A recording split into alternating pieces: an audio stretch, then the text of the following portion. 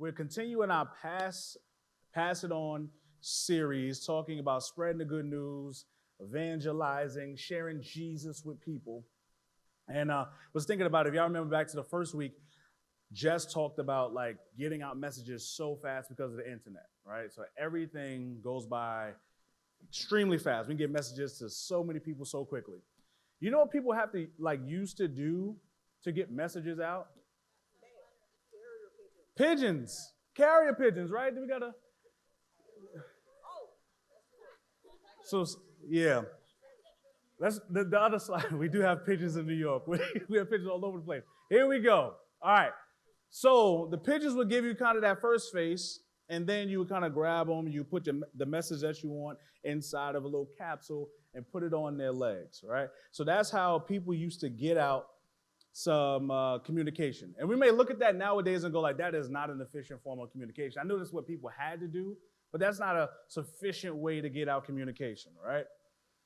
As we can say that nowadays, that'll be really hard to get people to understand us. You know what's also a hard people to kind of communicate to, a hard form of communication? In our families. Lord. Sometimes, families can be tough. How many people are the oldest sibling? I am.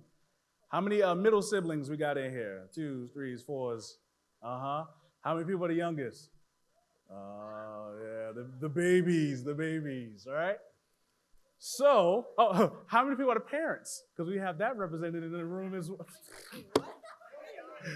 No, definitely not. Anyway, so sometimes it is really hard, or it feels like we're using old modes of transportation to actually communicate with our families. So what we're going to talk about tonight is you can pass on the good news to your family. All right? So this information is not just for people kind of outside the church that we're trying to bring into the church.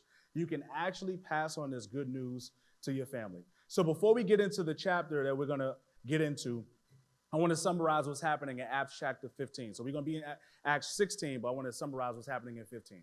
So at the end of Acts chapter 15, are you guys familiar with Barnabas and Saul, who we know as Paul? All right, so Barnabas is this guy. Shameless plug, Bible study people definitely know who Barnabas and Saul are, all right? Come to Bible study. All right, so Barnabas is this guy that is in the church, and the church appointed him, and they call him the man of encouragement, the son of encouragement. So he goes around and he just encourages people to no end. When people are in Barnabas's presence, they leave rejuvenated. You ever been around someone that just makes you feel better about just life and yourself, and they're pretty positive, and when they say good things to you, you leave their presence and you're like, you know what, I can do this. I can be better than what I was yesterday. So Barnabas was that type of guy. Then we know Saul. So Saul is someone that we know as Paul, right? So it's a little name change. But Paul, if you know his conversion story, he was once a guy that was persecuting Christians. So he was taking these new believers, these Christians, and throwing them in jail. All right. So when he gets saved, he has an interaction with Jesus, Barnabas is the one that vouches for him. Barnabas is the one that says, yo, you know what? This guy who's everybody's afraid of, his conversion is real. And not only did Barnabas say, hey, his conversion is real, Barnabas was like, yo, now come with me to go to a new land in Antioch and all these other places, and we're going to go tell people about the good news of Jesus. So not only did Barnabas encourage Saul through his words, but he took him along with him too. That was just the type of guy that Barnabas is, all right? So you got Barnabas, you got Saul, we're going to call him Paul, right? So Barnabas and Paul. Guess what happened at the end of Acts 15? Acts 15. They had a fight, not a fist fight, but they were just like, yo. So Barnabas was like, yo, I want to bring John Mark with us on our missionary journeys. And Paul's like, nah, we're not doing that. So Barnabas was like, why are we not doing that? He was like, because when I was on another missionary journey, he deserted us. He left us. So if he ain't about that life, then he ain't going to keep coming with us, right? So Barnabas is like, no. Being the person that he is, he needs to come with us. And Paul is like, no. He deserted us. He's not. Barnabas is like, of course not. He's coming with us. So they have this back and forth. So they just disagree and they say, hey, we're going to go our separate ways. Barnabas took John Mark and they went one way, and then Paul takes Silas and they go another way. All right? So one quick point before we continue to move on that I want to make very clear. Godly and God-loving people can disagree. It happens. Barnabas and Paul love Jesus, absolutely, and still disagree with one another. So we look at this situation and kind of go like, okay, like, so is there going to be some reconciliation or something like that? We're going to get to that. But what did God do in it? So God took this disagreement between two godly people and used it for his glory. Because now there's not only one missionary team no more, which is Barnabas and Paul. Now God brings two. Barnabas and John Mark, and now Paul and Silas. So God uses this kind of disagreement to bring about his glory even more. But there will be some disagreements, but then we're going to go on a little bit and talk about how we can kind of get over those disagreements. So when we talk about disagreements between Barnabas and Paul, we can also name disagreements in our own families. How many people have had disagreements in their families before? And mind you, my hand is up, right? My hand definitely is up. I had a couple of, I put my feet up too, all right? Had some disagreements in family, right? So I want you to hold up on one hand, scale of 1 through 5, 1 being the lowest, 5 being the highest. How easy is it for you to talk to your family members? 1 through 5 on your hand. 1 is the lowest, 5 is the highest. How easy is it for you to talk to your family members? Okay, next question, 1 through 5. How well do you think your family listens and understands you? Amen, amen. Okay, now 1 through 5. How well do you think that you listen and understand your family members? I see it was just a fit. It's a big 0. Okay. All right. So we know family sometimes can be tough. Like everybody's family situation is very different too. And we thank God for families that have excellent and great communication. But then sometimes things just break down and, you just have a couple of disagreements. So in this, for those of us that do have family that we can talk to and we feel comfortable and stuff with, I don't want you to kind of just turn off everything that's happening right now because I believe that there's something in here for you as well. So even if your family already knows Jesus, you guys are good, you guys are like solid, there's still a mission to show them the good news of Jesus through your actions. So even if your family knows Jesus, Jesus can use you to show the good news no matter where your family is. So this brings us to where we're going to talk about in Acts chapter 16, all right? And we're going to read along. So Paul and Silas, remember, they broke off, and now God sends them to this place where they have this encounter with this woman named Lydia, all right? Amen. So we're going to read about Lydia, right? In Acts chapter 16, verses 9 through 15, and it says this. During the night, Paul had a vision of a man of Macedonia standing and begging him, "Come over to Macedonia and help us." After Paul had seen the vision, we got ready at once to leave for Macedonia, concluding that God had called us to preach the gospel to them. From Troas, we put out to sea and sailed straight for Samothrace. And the next day, we went on to Neapolis. From there, we traveled to Philippi, a Roman colony and the leading city of the district of Macedonia, and we stayed there several days. On the Sabbath, we went outside the city gate to the river, where we expected to find a place of prayer. We sat down and began to speak to the women who had gathered there. One of those listening was a woman from the city of Thyatira named Lydia, a dealer in purple cloth. She was a worshiper of God. The Lord opened her heart to respond to Paul's message. When she and the members of her household were baptized, she invited us to her home. "If you consider me a believer in the Lord," she said, "come and stay at my house." And she persuaded us. So God sends Paul and Silas. Paul and his friends and the people that he was with did not plunge immediately into evangelizing the city, even though God had called them there. So no doubt they needed to rest and pray and make plans together. But sometimes it's not enough to know where God wants us to work, but we must also know when and how God wants us to work as well. So in this passage, we see this woman named Lydia. So Lydia was a very successful businesswoman, right? From this town, a city renowned for its purple dye. So this city was known for purple dye. And Lydia is one of those like businesswomen that was on top of the mountain, like, I got this, right? What you need? You need some purple cloth, you need some scarves, you need some socks, anything you need, I got you, right? So she's doing all this. So she was probably in charge of a branch office in Philippi. God brought her all the way to Greece so that she might hear the gospel and be converted. She was a worshiper of God, and she was seeking the truth.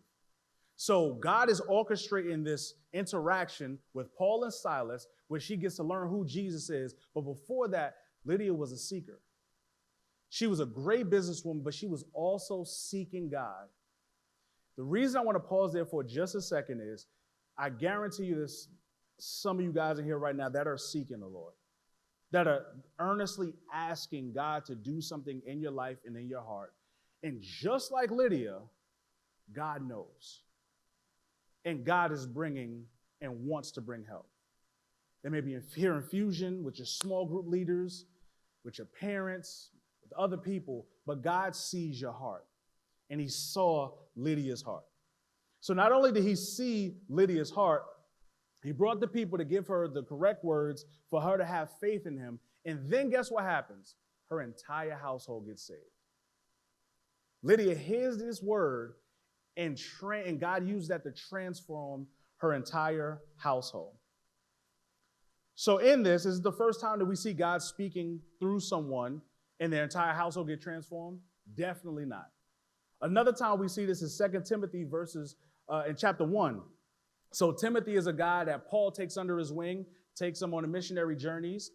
And Paul says this in one of his letters to Timothy.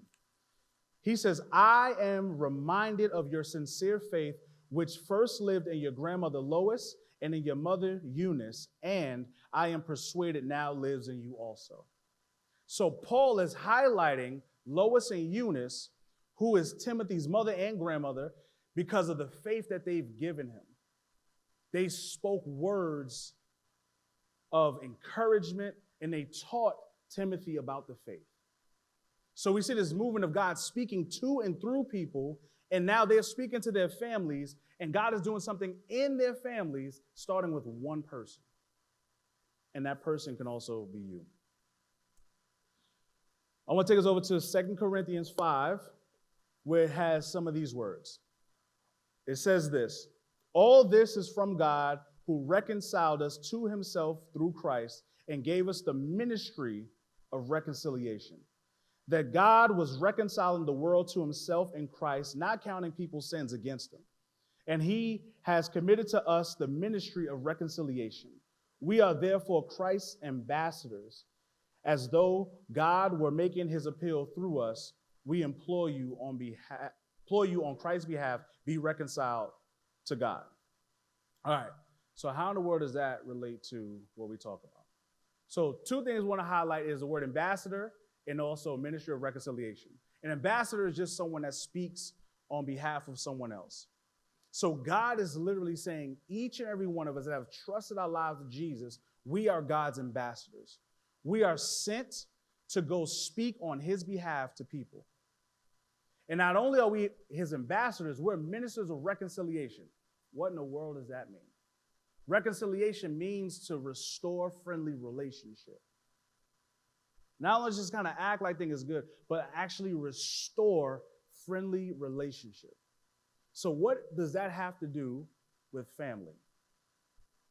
Because we can give the good news of Jesus to our family members.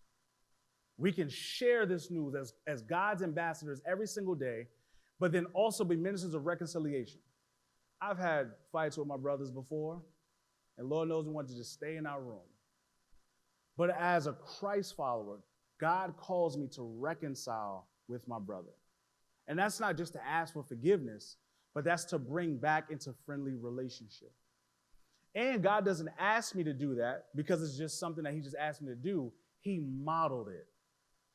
So we were once away from God and far from God because of our sin. But when Jesus came and gave up his life died on the cross for our sins, but rose up again. He reconciled us back to God. So that now when God sees us, he doesn't see our sin, but he sees the blood of Jesus that's applied to our life, because that brings us back into friendly relationship with God. In the same reconciliation, God literally says this in this passage, I've given you the ministry of reconciliation. So we kind of like look at myself, we look at Jess, we look at your small group leaders, we look at Jay, we look at people on Sunday morning like, oh my gosh, they do ministry. They do ministry. No, we all do ministry. And one of the ministries that God has called all of us to are to be ministers of reconciliation. And in that, there's some wisdom that happens there. But where has God called you in your family to be a minister of reconciliation? Where has God called you in this church to be a minister of reconciliation, to restore friendship? And where has God called you outside of these walls to be a minister of reconciliation? So whether your family knows Jesus or not, we can be Jesus' ambassadors at home by the way that we live and love our families in Jesus' name. We can pass on the good news to our family with the way that we treat them, we talk to them, and talk about Jesus with them. Lydia's family made quick decisions, but it may take a long time for your family to really hear the good news of Jesus. So as the worship band comes back up, some of us are in families in which that are not believing families. We come from families of people that may not know Jesus. You may literally be the only person in here that's a part of your family that knows Jesus. But one thing I do want to say is don't lose faith. For some of us that have people in our families, some people in our family believe in Jesus and some don't, please do not lose faith. One of the things that we can constantly do is continue to pray, because God wants to use you as an ambassador and as a minister of reconciliation so that you can show your family what it means to walk like Jesus. I'm going to put up the quick slide real quick, and these are some of the ways that you can pass on the good news to your family. Guys, God hasn't called us to like sit on the sidelines when it comes to Christianity. You guys know more than you think you know, and you're more capable of doing more than you think that you are as well. And not only that, God literally wants to use you to change your family, to change this church, to change your school, and to also change the world. And sometimes it may be hard to fathom because you're like, I know myself. I know sometimes you may even think like, I can't do this, or people have told you things that you cannot do. But what if Peter believed that? Here. What if Peter was like, you know what? Like, God literally cannot use me. But it was through Peter that the Holy Spirit worked to bring his message. And then through Barnabas, and then through Paul, and then through Lydia. And it's so many people that are just like you in this book that God used. So now the question is, will you be a vessel?